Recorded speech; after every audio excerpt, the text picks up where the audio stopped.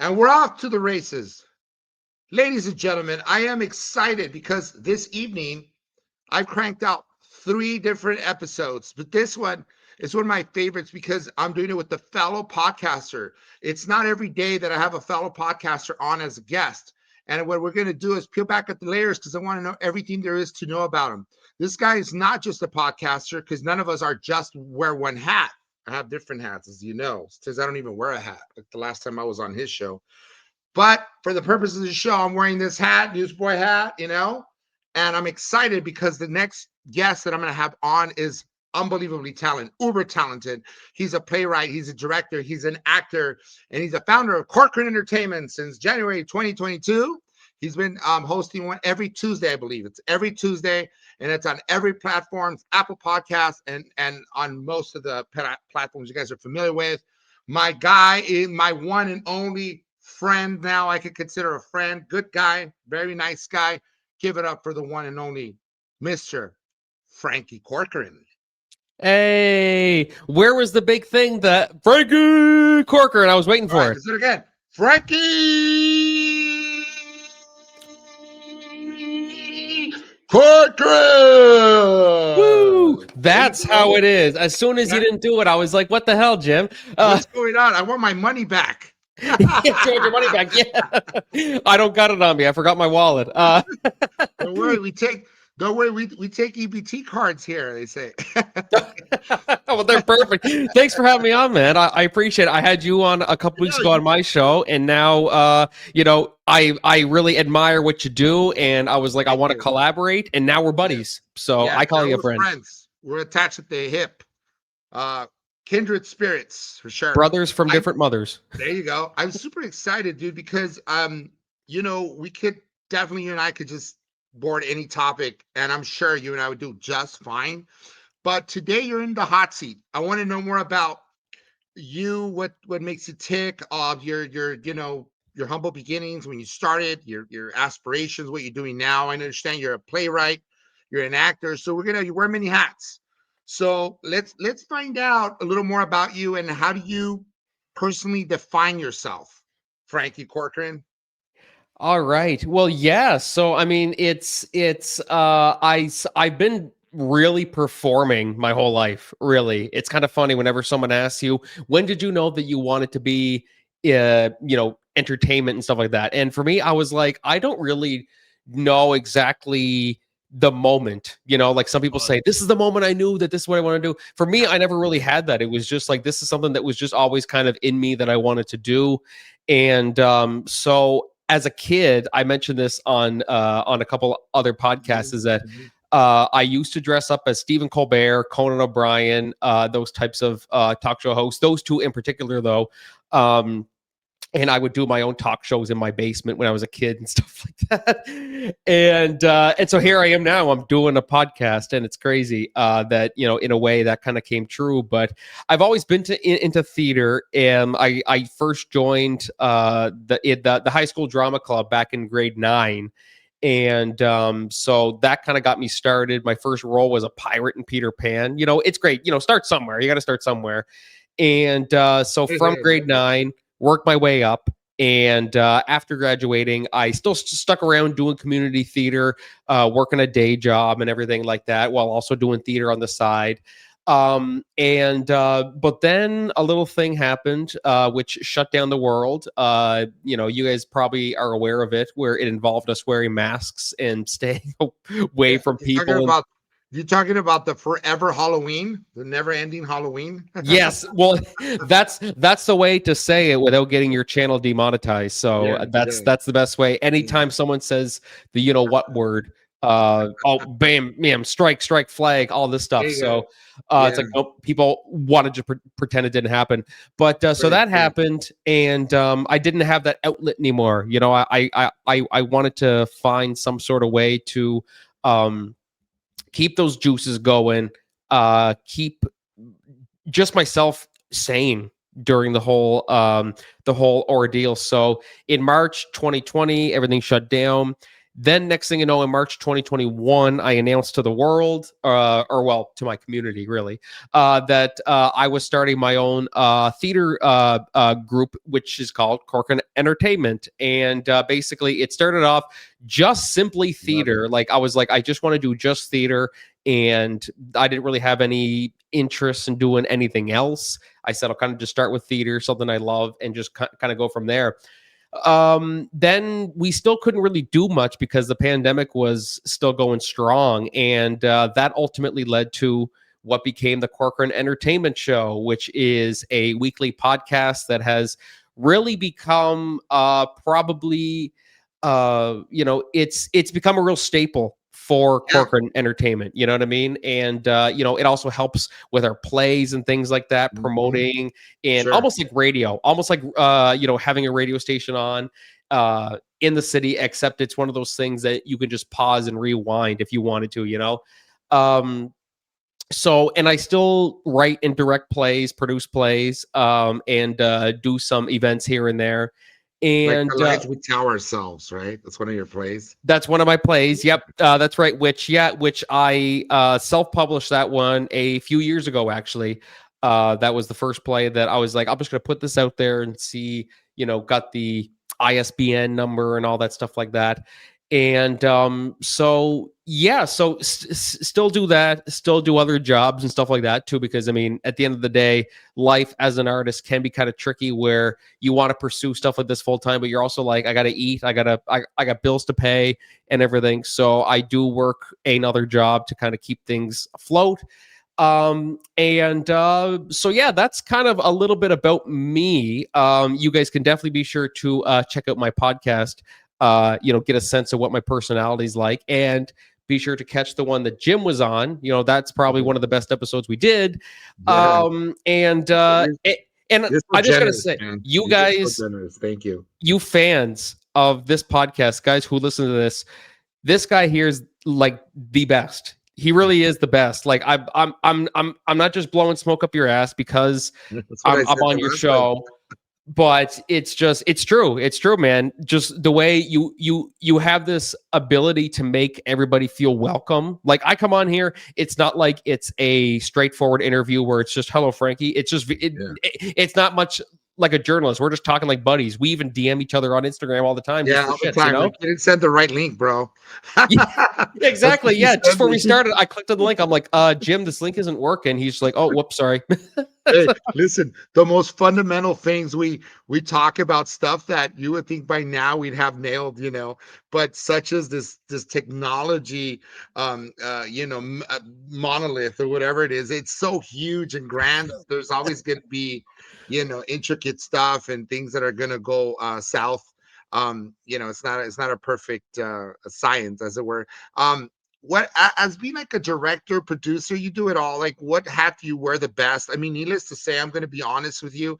I enjoy, and thank you very much for I'm humbled for what you just finished saying about the podcast. Thank you. And I honestly, anything like that comes out of you, I am very grateful to hear. And yeah, you've spoken volumes of me. So thank you very much. And I can only say, sing your praises as well, because I watched, listened to some of your podcasts, especially mine. That, I mean, I was all over the place. It was insanity. I must have had like a whole gallon of coffee. But there was you have a good a sense of how to communicate with people, and you delve on different topics, but you have good comedic timing. You have a lot of good comedic timing. I love it. And that's one cool thing, that you possess among other stuff. Now, as a writer and director and producer, and, which hat do you wear the best, and or which one do you like the best, rather? Because I'm sure you're good across the board. Oh, it's so funny. Like, almost like I always say this, it's kind of like picking a favorite child. Anytime someone asks me, what's your favorite play, what's this and that, I always say it's kind of like picking a favorite child. I don't have children myself, but it's one of those things. Not yet. or not that I know of. You spilled those in the bathhouse toilet somewhere now. You never know. You never know. Never There might know. be a little mini me walking around there somewhere. But yeah, it's kind of funny. There's not really one I'd say that defines me personally. I mean, I guess maybe podcaster because it's the one I do the most frequently. You know, it's out every single week, Yeah, it's twice a week. I started doing 2 a week, doing regular Tuesday episodes, and then I've started tacking on some bonus Thursday episodes as well too, just little extra interviews and stuff.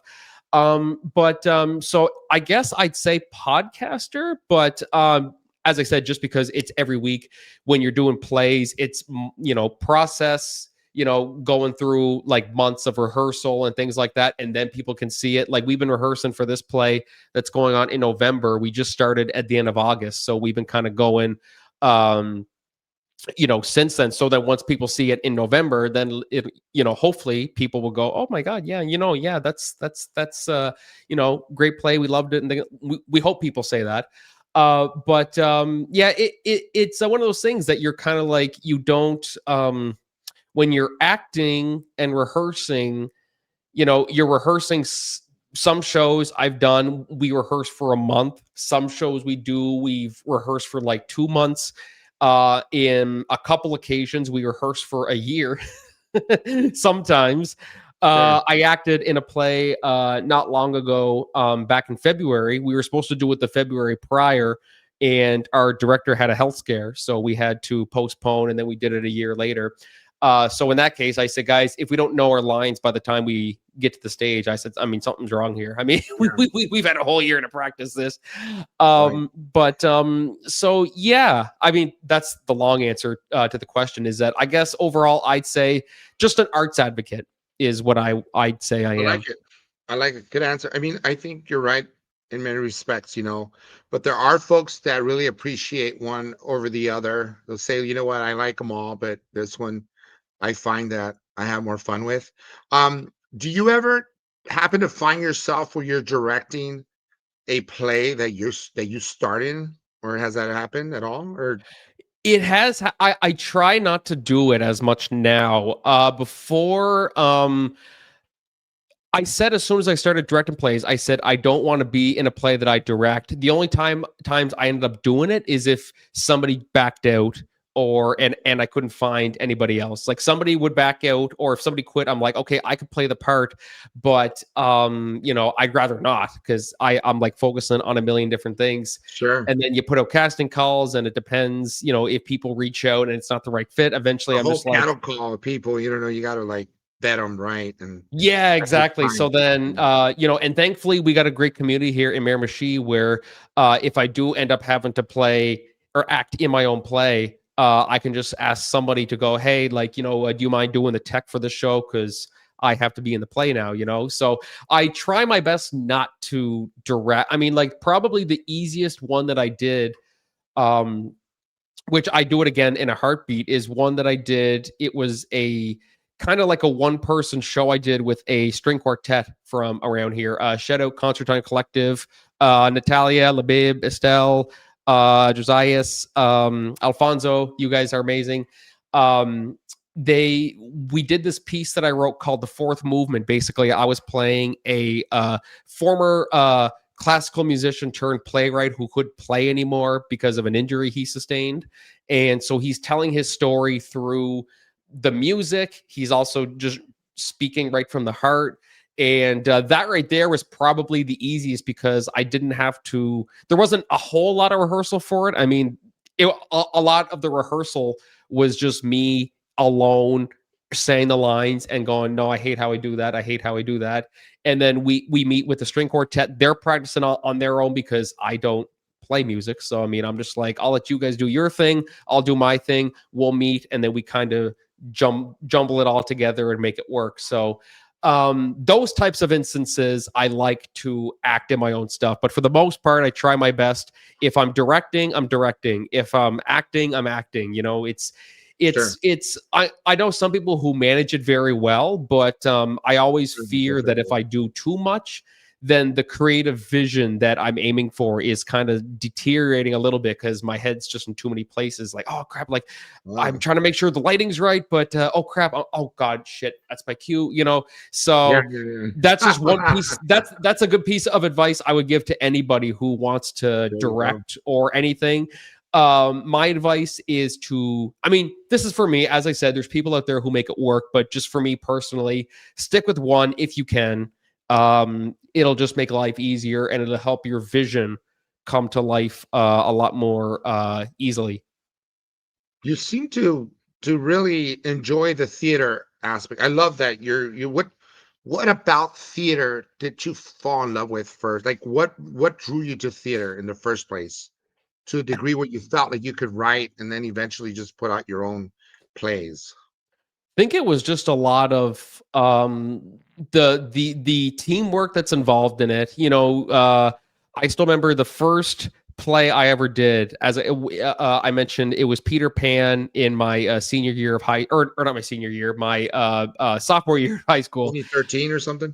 I was 2013. I was, geez, how old would I have been then? 14, 15, something like that.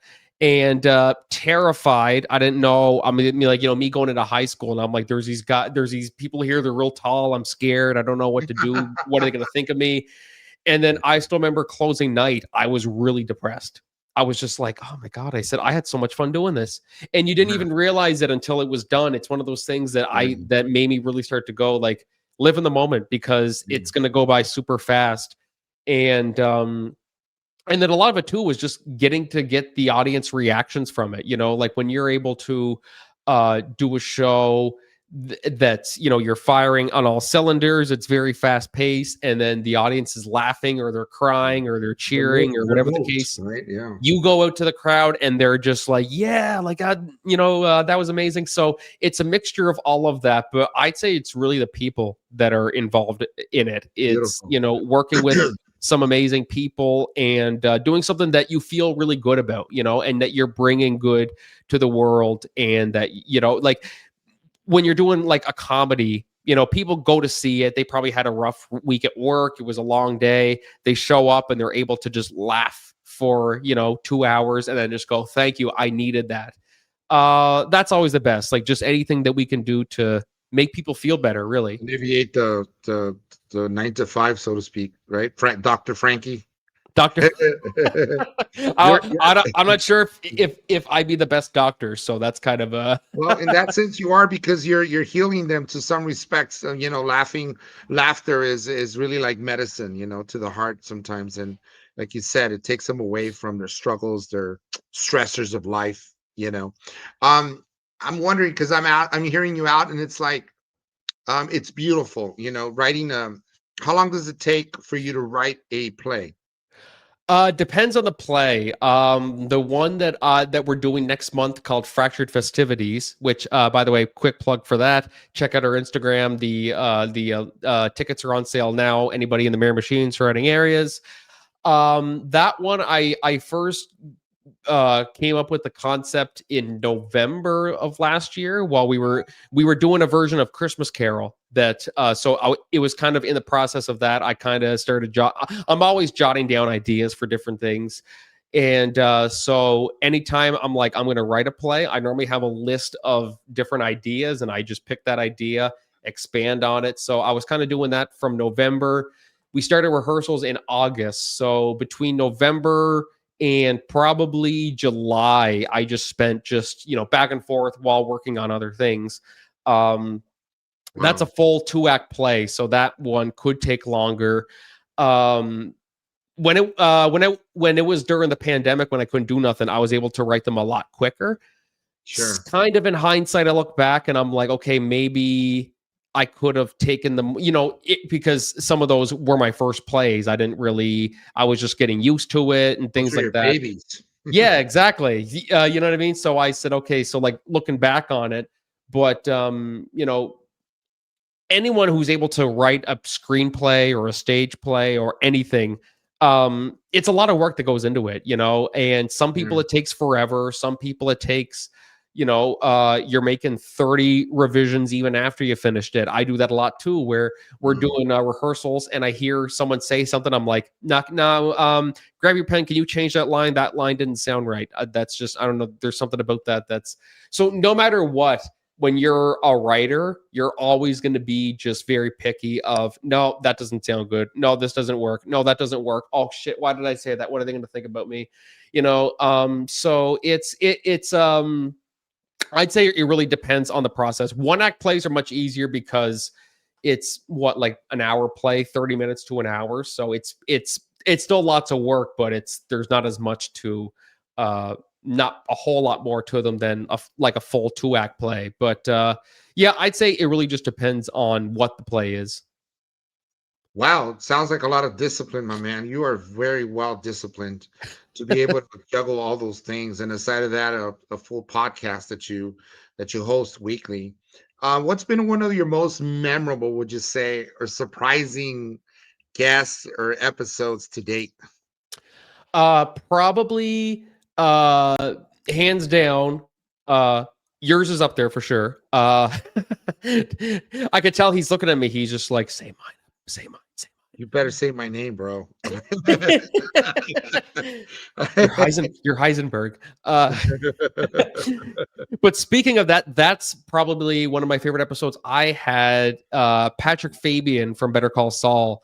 I had him on back in February, and that to me, I think is probably my favorite episode because, obviously I was watching Better Call Saul soon as it aired on TV. I was a big Breaking Bad fan. I watched Breaking Bad when it aired and when it ended. Super excited for the spinoff. Patrick Fabian's character Howard Hamlin had such an incredibly, I don't want to say too much for people who haven't seen it, but just what an arc he had throughout the show.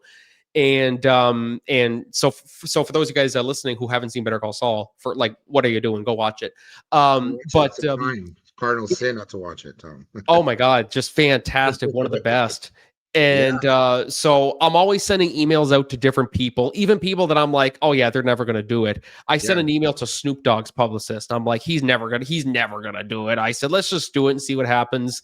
It's been 2 years. I'm still waiting for any hit back. You got to try it. And then, so Patrick Fabian, I sent one to his publicist. And, and when you're going through publicists, you're going through like 5 different people sometimes, depending on the stature of the actor and everything. I sent an email out. I think about a week or 2 later, I got an email back from his publicist saying, hi, Patrick, will be thrilled to talk to you. My first thought is I'm shitting bricks. I'm like, my God. Howard Hamlin. Howard Hamlin's going to like I was losing my mind. And so at the time he was filming a movie, and so he was like, he's not going to be available for a couple weeks.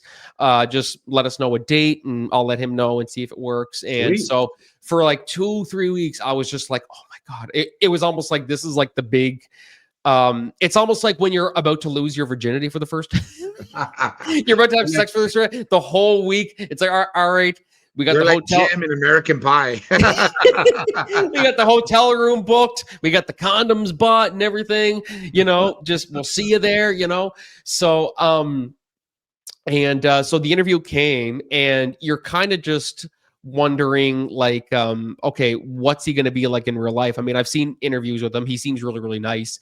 First thing, he gets on the call and he's just like, hey man, thanks for having me on. I really appreciate it. I was like, holy shit. I was like, oh my God, he's really nice. And he was just very enthusiastic. The interview went on for about an hour, and I'd say for me, bro, that's cool. That is probably the best one, the one that I'm the most proud of, because it goes to show that if you work hard enough, if you just keep on sending emails, even if you say the answer, or if you say, oh, they're never going to answer that, like they're never going to do it. No, just do it. Send it out. You never know what's going to happen. Like I sent Jim Francis Meza Instagram DM, and I was like, do you want to collaborate? Yeah. And I'm like, maybe he'll answer, maybe he won't. And all I see is, hey, bro, I'd love to. I was like, oh, hell yeah, awesome. So you never know what's going to happen. But that was proof right there. Bro. Yeah. That's proof right there that if you just work hard, message whoever you want, even if you think they're going to say no, try it. You want to interview Donald Trump? Try it. Yeah. You know what I mean? But temper your expectations at least anyway. I mean, like that's setting the bar high. You gotta set your bar higher than that. Yeah, exactly.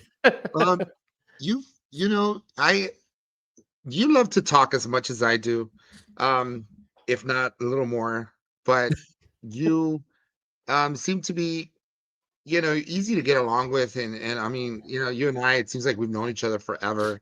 What do you think is I'm talking from the outside in, not like a fellow podcast. What do you think is the sauce that makes us kind of or the it factor, if there's such a thing, to make our shows kind of flow smoothly the way they do? What do you think it is? I think it depends maybe on the guest sometimes too. You know, if you're interviewing someone who's just not giving you excuse me, if you're interviewing someone who's just not giving you anything back, you Yeah. know, it'd be like one thing ask me how I got started in theater. Just ask me the question. See what How did you get started in theater, Franky? Well, I auditioned in high school and then I liked it. That has been I definitely, you and I have had our share of guests, where it's funny that you say that, because I don't know if many a times it's kind of a daunting, feeling to get on for the first time. Maybe you don't know if it's their first podcast. So many a times it could also be very well be that it's their first podcast, and you're putting this out for the world. You're immortalized forever. You will live in internet land, or cyberspace, as it were. And so that's the thing. People are sometimes frightened, terrified. Maybe we can't get enough out of them. Maybe when the lights go off, they're like, chatterbox, I should have said this, should have said that, right? But I find that no matter what, we make it work. The show must go on, right? As they say, for us actors. And yeah, that's interesting.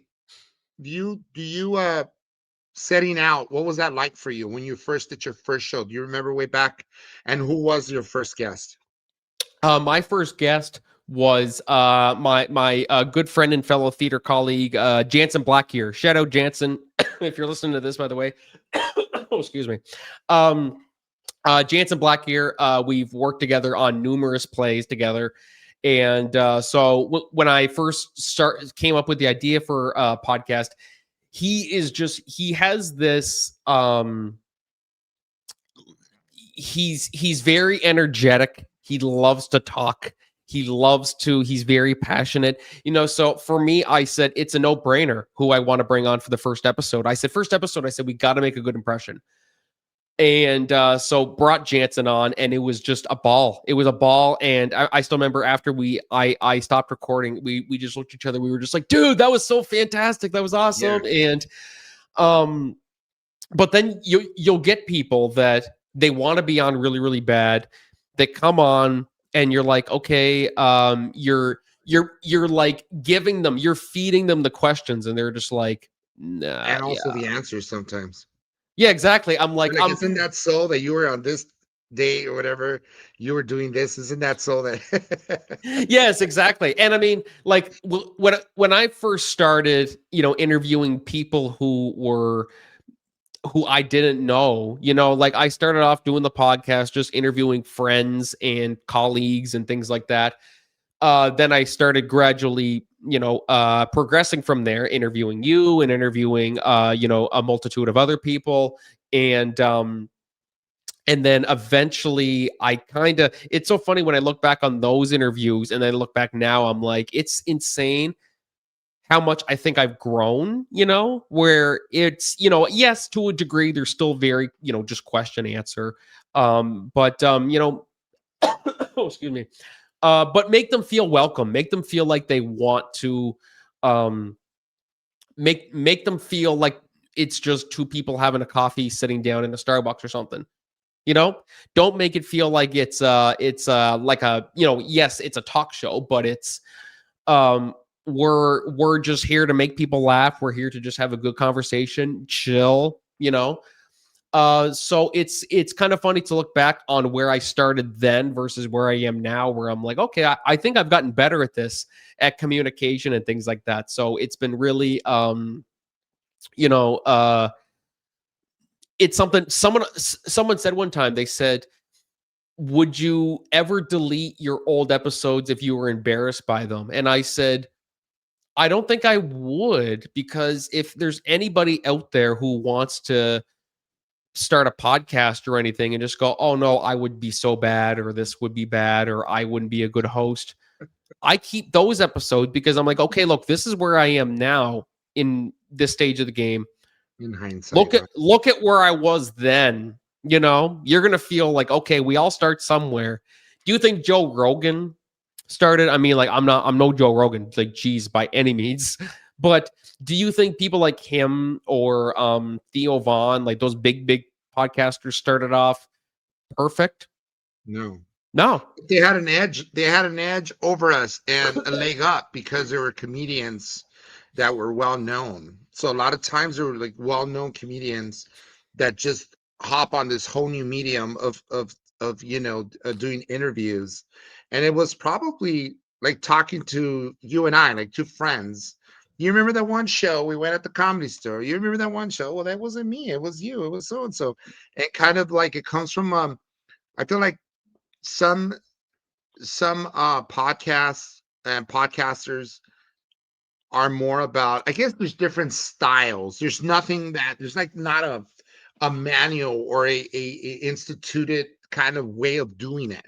You can really look at one and say, okay, that's me. And then there's some that where they just shoot the shit the whole time. It just depends. And if people want to watch them because they're famous already, it gives them that edge over anybody else. You know what I mean? Because in this world of podcasting, like, it's a tough kind of thing to break into, as you know. It's not easy, and we're still working at it. You and I, we're still working at it. We haven't even we haven't even scraped the top off of it at all. Like, we haven't even skimmed it at all, like barely. And but it's, yeah, you're right in that. It's funny when you said that. Like, I would leave them up for anyone else to start. I don't think, I honestly, and that's the other thing. I think we evolve as humans, but it's more of evolving as, I think, like adults. And as we get older, we evolve. Anyway, every day you learn something new. So could it just be that we just add layers to what we already have? Like, you know what I mean? Like, versus what do you call it? Getting better at it per se. Do you think we just added other points of views or different things to what we already had in place? Yeah, I mean, it's kind of like one of those things of like, I'm a strong person. I can lift a lot, but there's also some things that I know I can't lift. Mm-hmm. And so you eventually have to build up that strength and build up that that type of to build yourself up to be able to lift that. Like, you're like, okay, I was able to lift before, I couldn't lift that. Now I can lift that. You know what I mean? Like, it's not exactly an apples to apples comparison, but it's we become stronger at like, even the same could be applied to acting or writing. It's like, okay, we've always had the talent. We can write stories, we can act. But is when you compare your old stuff versus your new stuff, you're like, okay, I was still able to write then, but I can just tell that there's a huge difference between where I started versus where I am now. You know what I mean? Yeah, I agree with you. And then there's also what you finished talking about. It also depends on who you're dancing with. The waltz is different every time. Like, you have someone you could bounce off ideas and shoot the shit. Maybe they're funnier, maybe they're wittier, whatever. And then there's people that are kind of like, more reserved. They're just going to give you just enough. You have to keep prying at their teeth. Like, come on, I'm giving you the ammunition. You know what I mean? Like, fire back, right. Shoot. Shoot me. So, looking back at your journey thus far, how do you think, like, What would you tell your younger self starting this a couple years ago when you started this? When you started Corcoran Entertainment? I would say one thing that I've learned along the way is don't just be a yes man. Right. Learn when to say no. That was my biggest thing when I started, and is I always just had the thing of like, just say yes to everything. Say yes to this. Yes. Someone Yes. gives you this opportunity, say yes. Someone gives you this opportunity, say yes.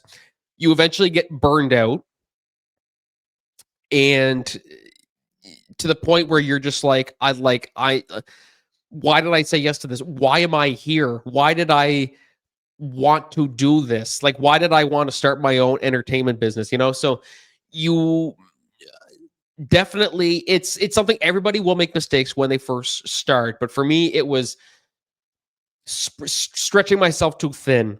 And just nowadays I've been able to get up to the courage where I'm like, okay, I don't have time to do this, I don't have time to do that, I'm gonna do what I have time to do. And I straight up told someone one time, I said, I love to do this, but I'm so busy with what I'm doing right now that if I say yes to do this and I do a shit job because I'm so preoccupied with what else I'm doing, I don't want to let you guys down because the quality deteriorated because I was my head was in too many different places. So Right. learn to ask for help, get help too. You know what I mean? Like if you want, sometimes people can do everything. Sometimes people are great at multitasking. They can do a whole bunch of things at the same time, write, direct, act, produce, whatever the case may be. But sometimes it doesn't hurt to have someone say, like, hey, I'm producing this play, but I don't have time to direct it. Can you direct it? Um, I'll write the script, but I just need someone to direct it, and I'll help behind the scenes or whatever. Like definitely be sure there's people out there who want to help. There's people out there who want to be involved. But just know what you can do, and make sure that when you're saying yes, say yes or no for the wrong reasons. Don't be polite about it. Don't say no. I'm saying no because you're a dink. I don't know. Just say I appreciate it, but I just don't have time to do this. But keep me in mind in the future. Um, Yeah, I love so it. that's a big thing I'd say. Just being a yes man. Eventually, if you keep saying yes to people, eventually something's going to happen and you're going to fail. Unfortunately, Right. that's the harsh reality of it. But it took me a while to kind of get used to that. It begs the question in this case, right? I mean, based on your scenario, um, you work as a podcast, you do the podcasting, then you're doing the plays. Do you delegate at all? And then in terms of, I imagine for the plays, you're not a one-man person. There's other people helping you. What about your podcast? That run entirely by yourself, or do you have a team behind it? Pretty much all by myself. Yeah, everything with the podcast is all by myself. I used to have an editor, a Gib Faisal. If you're listening to this, I'm doing lots of shout outs here on this one. I Love give it. shout out to you, man. I really couldn't have started the podcast without him, because when I started Corcoran Entertainment, and I was going for funding, he was one of the people working with the Multicultural Association here in Miramichi that's partnered with Rising Youth and the Youth Partnership Initiative, basically helping young creatives, artists, businesses, or like somebody who has a great idea, like not necessarily in the arts, but somebody who says like, "Hey, I want to do photography." It's like I mentorship. Yeah, exactly. So I started that with this, and it gives amazing help through that. Pick me out with the right equipment and all that stuff, and the right software. He was editing my podcast for a while, probably but the first 20, 30 episodes, something like that. And I'm very grateful for that. Like just all the help that I got from him. He ended up getting married, and he has a daughter now. So I mean, fatherhood kind of No, takes over. changes you, bro. It does. I have a 21-year-old son. Shout out to my one and only, my pride and joy, James Matthew. I had him on one of the podcasts. I don't know if you saw the one in studio. This young man is talking, and he still does a show. Talks about him running for president for his university. He goes to LMU. He attends LMU here in Los Angeles, and yeah, he's got a bright future ahead of him. Wants to be a lawyer. So Oh, that's so fantastic. yeah, yeah. He I'll have to go started watch that arguing one with now. You started arguing with me now, so more often. Try to get try to get all the experience. They're at All the that legwork, age. all the They're at legwork. that age. I love when they get that to that age, but then you also hate it because you're like, when did you become a smartass? Right. Everything's up for debate. Everything's up for debate. Yeah. That's non-negotiable. You're not doing this, Dad. But at the end of the day, I am 21. And when you're 21, you think about that. I'm like, why do you have to box me and tell me that this is what I was? You don't even know. You weren't even around. You know what No, I mean? exactly. You're Even swimming around in my ball sack somewhere. even my niece will do that sometimes. I'll ask her something and she'll just like almost give me the attitude of like I'm like, how was school today? Good. Like almost like, are you stupid? Yes, school was obviously fine. I'm just like, okay, all right. I was just asking you.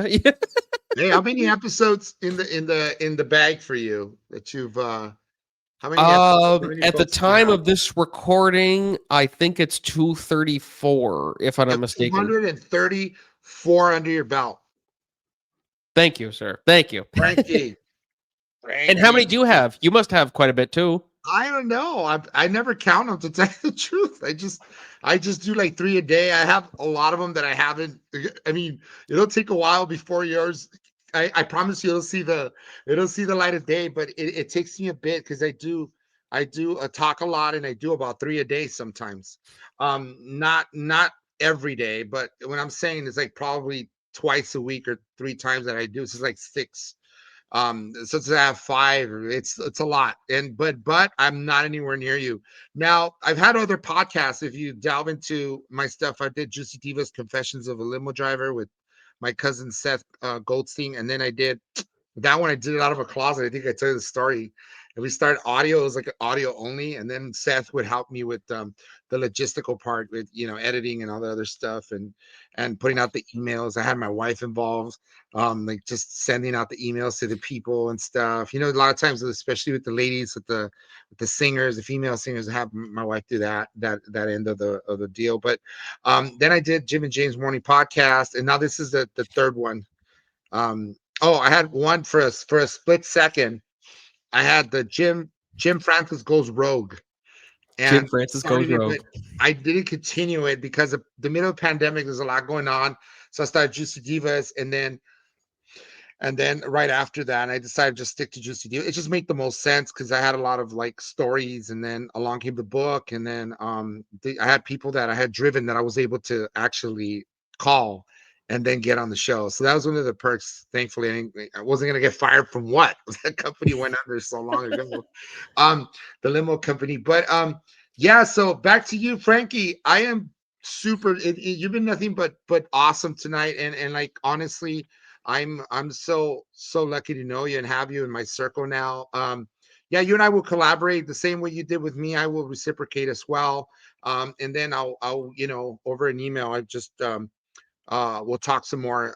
Maybe we'll jump on you know what? We could do like weekly Zooms. You and I'm thinking that Hell would yeah, be good. man. Yeah. Yeah, absolutely, dude. I'd love to And do any way that. I can And help, I can. By the way, any way I can help, I'll do it. And in the like manner, I'm sure you've already have. So thank you.